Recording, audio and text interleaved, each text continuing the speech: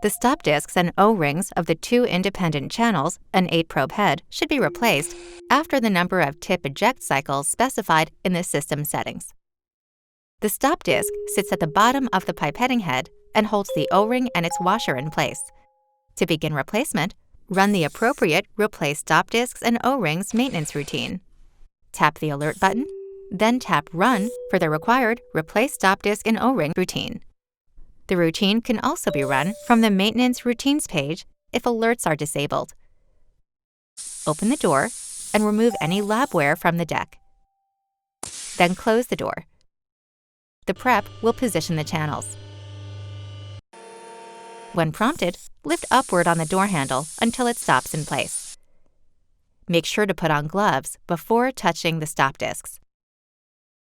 Raise the black tip eject sleeve on the pipetting head by pressing up on the indicated lever. Use the stop disc removal tool to remove the stop disc along with the O-ring and washer. Apply a small amount of the provided thread lock glue across 2 to 3 threads on the new stop disc. Be careful not to get any glue on the washer or O-ring, or they will have to be replaced. Remove the new stop disc from its rubber strip.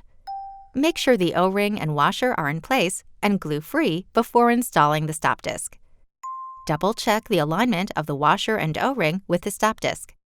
Install and tighten the new stop disc, O-ring, and washer onto the pipetting head as tightly as possible by hand.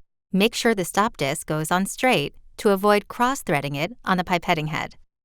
Wipe down the stop disc and tip eject sleeve with a clean, lint-free towel and deionized water. Repeat this process for the remaining stop discs. Close the door and tap Next to begin calibration for the new stop discs and O-rings. Follow the prompts on screen while the prep calibrates. Once the check is complete, you are done.